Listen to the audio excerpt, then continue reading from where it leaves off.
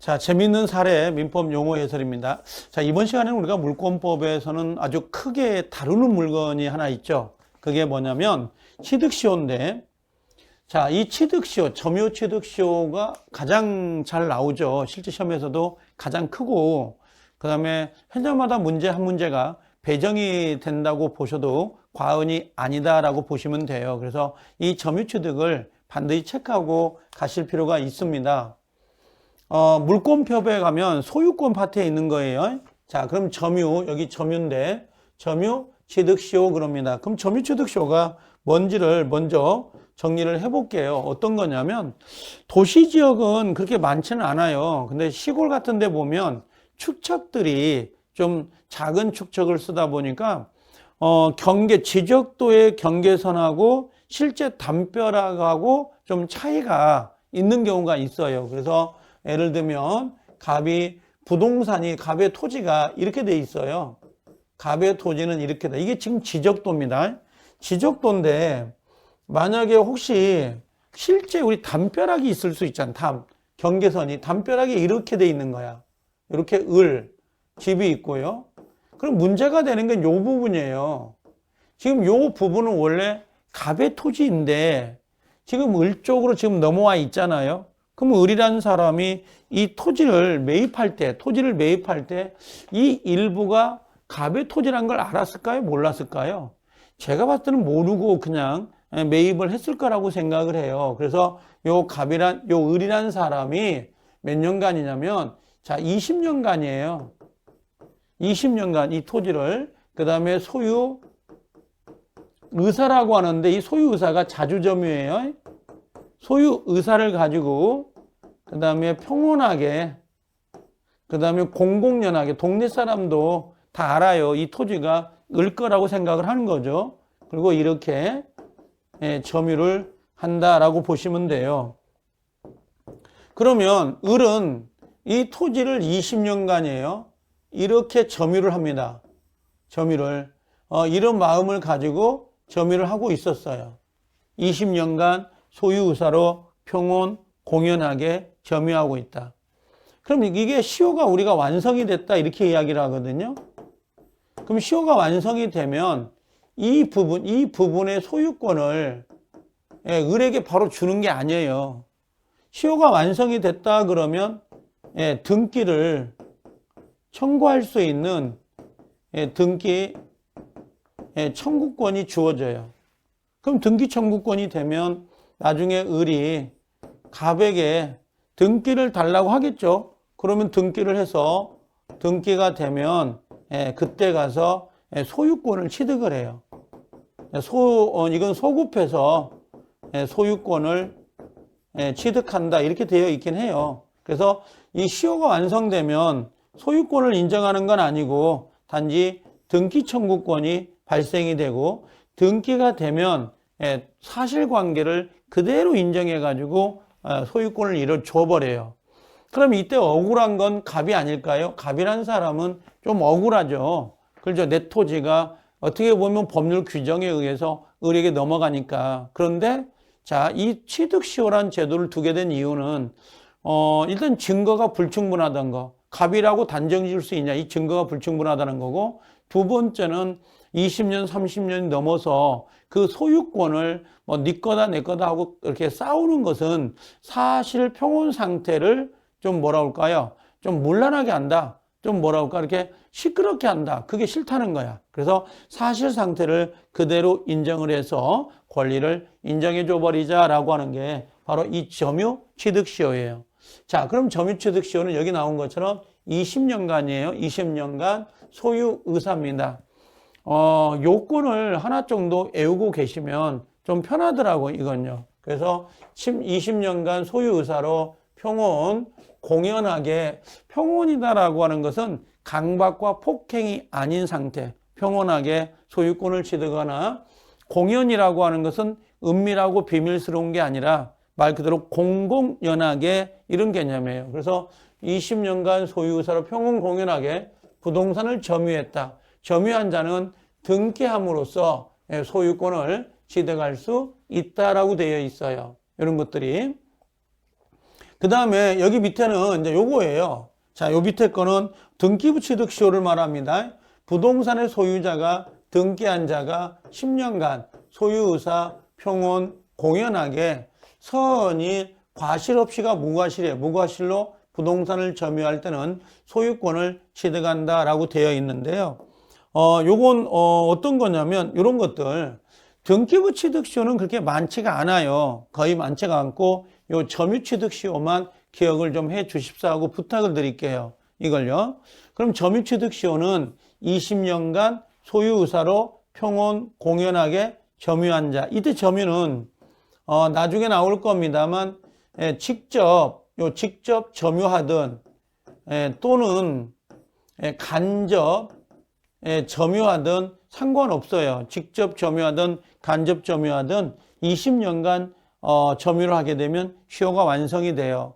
만약에 을이라는 사람이 그 집에 살아요. 살면서 그 토지를 점유하고 있다면 당연히 이건 직접 점유가 되겠죠. 근데 을이라는 사람이 서울에 와 있는 거야. 서울에 와 있어서 생활하면서 이 집은 누군가에게 임대차를 내놓을 수가 있잖아요. 그러면 임차인이 직접 점유자가 되고 그 다음에 을이라는 사람은 간접 점유자가 되면서 그 물건을 점유하고 있다 이렇게 보시면 돼요. 그래서 이걸 직접 점유가 됐든 간접 점유가 됐든 상관없이 점유권을 인정해 주겠다라고 보시면 될 거예요. 이렇게. 그래서 등기가 시효가 완성이 되면 등기가 됨으로써 당연히 소유권을 취득하는데요. 이때 조심할 건 요거예요. 뭐가 있냐면 만약에 이렇게 한번 그셔보면 여기가 갑이잖아요. 여기 소유자. 갑이 소유자가 되고요. 그 다음에 을이라는 사람이 점유자가 됐어요. 아까. 그러면 우리가 필요한 건 20년이잖아요. 그래서 20년 시효가 완성이 됐어요. 그래서 등기를 청구해서 등기가 됐다고 합시다. 이렇게. 그럼 등기가 되면 요 을이란 이 점유자는 소유권을 이때부터 취득해요. 요 소급해서 취득하냐 이게 문제가 돼요. 그랬더니 소유권은 이렇게 소급해서 요 점유 개시시죠? 소급해서 소유권을 취득한다 이렇게 보시면 돼요. 소급해서 소유권을 취득한다 이런 식으로 소급 소유권 취득 이렇게 정리를 하시면 돼요. 그래서 점유취득은 실제 우리 시험에서는 상당히 많이 다루는 것 중에 하나입니다. 그래서 요 요건만 좀 하나 외워 주시라고 20년 소유의사 평온공연 점유 이렇게 해요. 꼭 정리를 해둘 필요가 있습니다. 자, 그 다음에 뒤에 나오면 우리가 조건 기한이라는 게 있잖아요. 우리가 자 조건이 있어요. 조건은 뭐에 관한 거죠? 효력. 민법 총칙에 나옵니다. 마지막 우리 시험 문제에서는 딱 50번 문제가 이 문제인데 조건이란 효력이 장래 요 불확실한 사실에 의존하는 것을 우리가 조건이라 그래. 불확실한 사실에 의존하는 거. 그 다음에 기한이라는 것은 효력이 장래 확실한 사실에 의존하고 있는 걸 기한이라 그래요. 예를 들면 자 내일 눈이 온다면 내일 비가 온다면 그럼 내일 눈이 오거나 비가 오는 건 불확실하죠. 그 다음에 당신이 공인중개사 시험에 합격한다면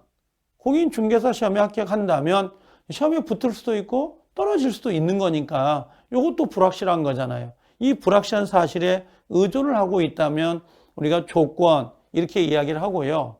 그 다음에 12월 25일 크리스마스가 온다면 이런 건 반드시 오는 거니까 기한이라고 해야 되겠죠. 이런 것들은. 그래서 자, 이 조건과 기한이 있는데요.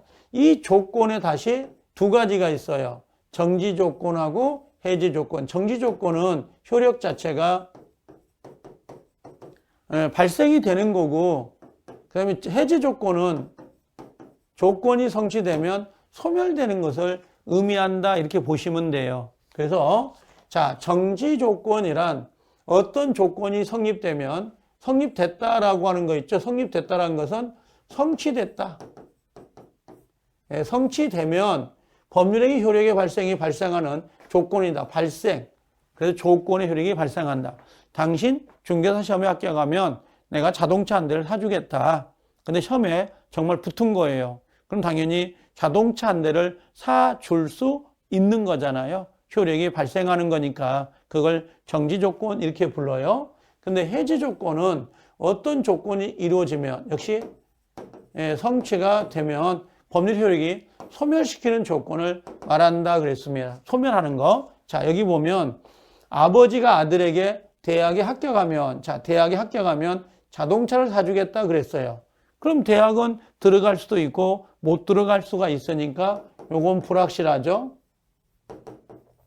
자, 근데 합격이라는 장래 일어날 줄 모르는 불확실한 사실의 성립에 따라서 자동차를 사준다는 법률의 효력이 발생한다. 여기서 합격하면 뭐예요? 정지 조건이다 이거요. 그래서 시험에 대학에 합격하면 자, 뭐가 있어요? 자동차를 사준다 그랬으니까 이건 발생이잖아요. 이걸 우리가 정지 조건부 법률행위 이렇게 이야기를 해요. 반대로 아버지가 아들에게 자동차를 사줬어요. 미리 사주면서 시험에 불합격하면 자동차를 사용하지 못하게 하겠다라고 했어요.